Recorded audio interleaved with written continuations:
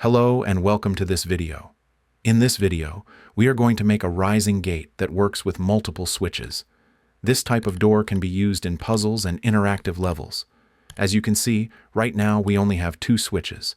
Both of them need to be pressed for the door to stay open. The cool thing is that we can add more switches without changing anything inside the blueprints. We also have another useful feature. We can choose which switches belong to which door. That means if we have several doors and several switches in one level, nothing breaks and every switch works only for its assigned door. You can even use just one switch if you want. Before we start, I should mention this. We are only building the blueprint system. Sound effects, visual effects, and how your switches look or animate are all up to you. Alright, let's get started. We need two things for this system. First is an enumeration. Right-click and create a new blueprint enumeration. I'll name it E_door status. Inside it, add two enumerators. The first one is close. The second one is open. These represent the two possible states of our door. The second thing we need is a blueprint interface. Create it the same way. I'll name it BI_door. Open it. Rename the existing function to opening. Then create another function and name it closing. And finally, create one more function named solved. Click on it and add a Boolean output. Name it anything you want. Just don't name it solved again. Now create two more blueprints for our system, one for the switch and one for the door. Make both of them actor type.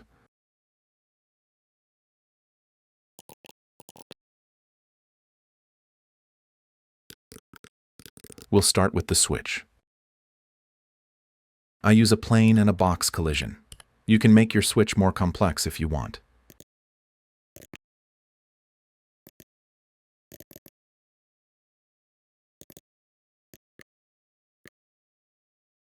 I set a simple material on it, and make sure they are not parented to each other.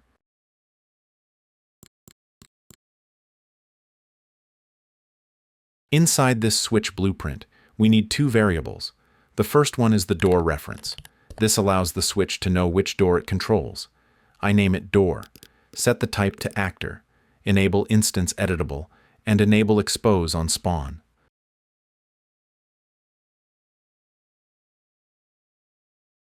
The second variable is a simple Boolean. I name it isSolved. Now to use the blueprint interface and send messages to the door. Go to the class settings at the top. Scroll down to the interface section. Click Add. Search for the interface you created. Add BI door. Once you add it, the three functions appear on the left. Double-click the solved function. Get the Boolean variable we created. Connect it to the return Boolean node. Back in the event graph, right-click the box collision and add begin overlap and end overlap.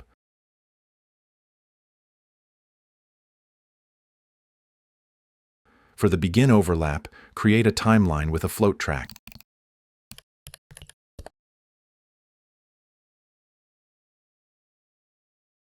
Set its length to 0.2. Add two keys. Key 1, time 0, value 0. Key 2, time 0.2, value 1. Connect the track output to a lerp.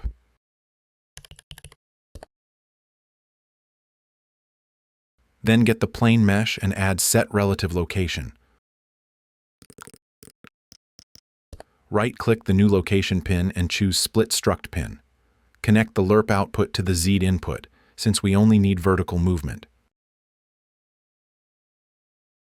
Now drag from the timeline's direction pin and search for Switch on Direction.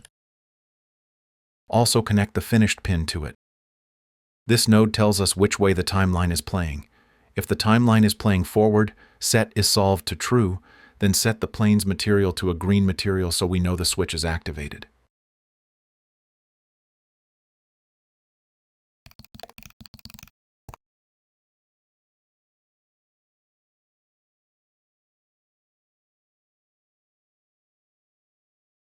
After that, add the opening message node. Set its target to the door variable. For the end overlap, do the opposite. Set isSolved to false. change the material back to the original one,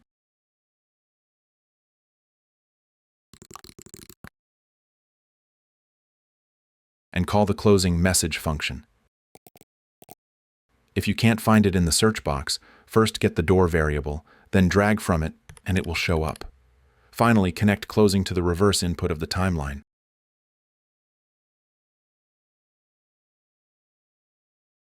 Now we can test it.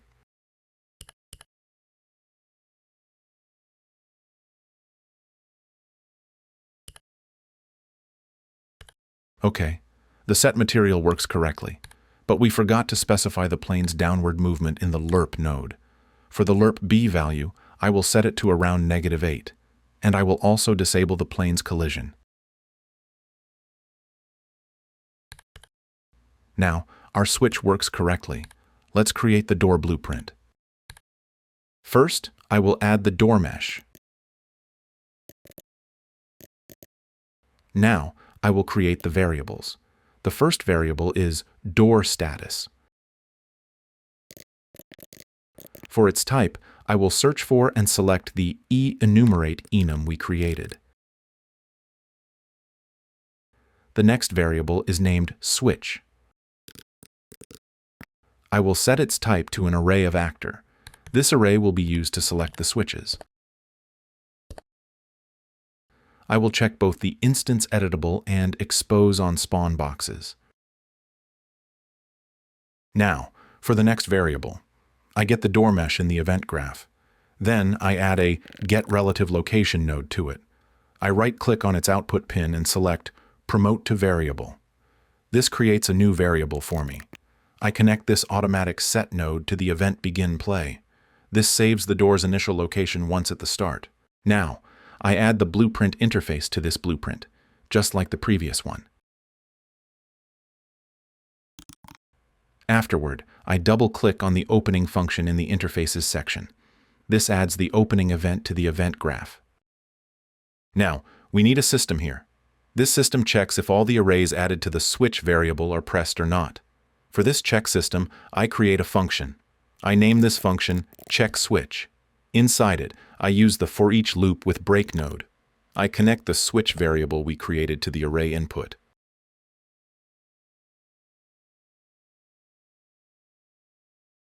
Now, at the loop body output, we place the solved node.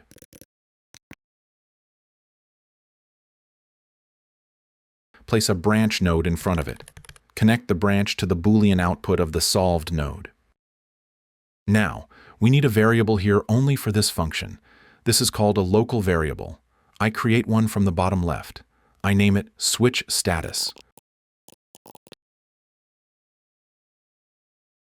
Now, I set it in front of the false pin. I connect its output to the loop's input, or break. Now, for this function, I create an output node. I connect it to the loop's completed pin. Inside the output section, I create a Boolean variable. I name it all switches solved. I connect the local variable to its input.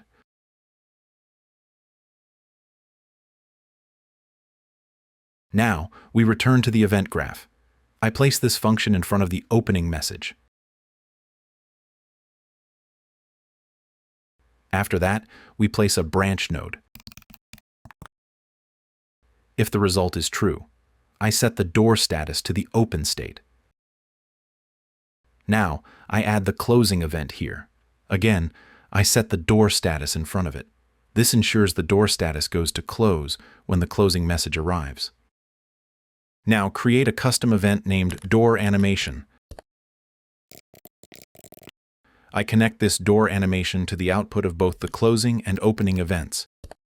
This gives our custom event an output in both situations.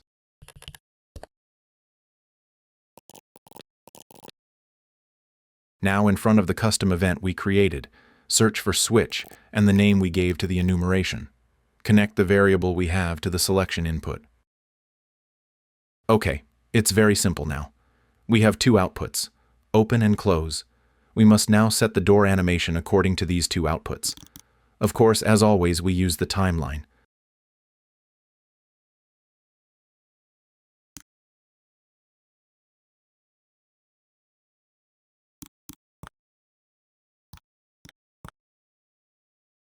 This part is familiar to you.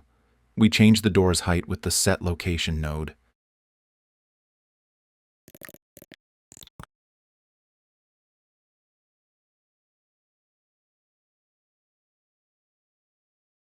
I use the door location variable we have.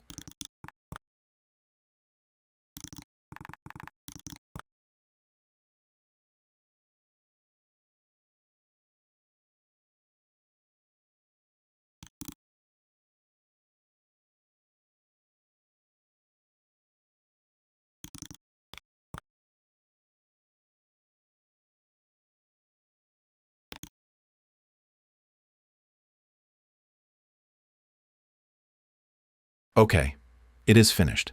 Let's go and test it now.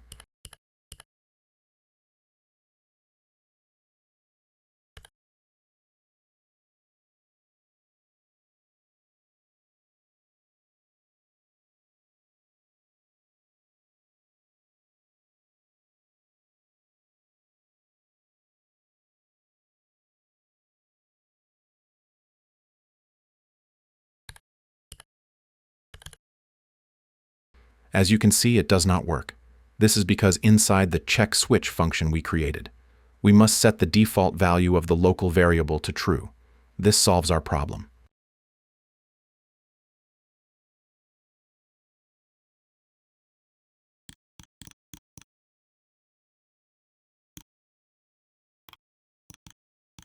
Also remember that you must add the switch or door reference to both the switch and the door blueprints.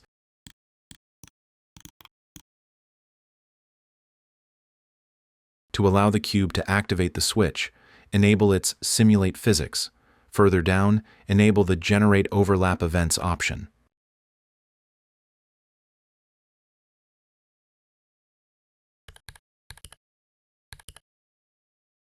Okay, it is finished.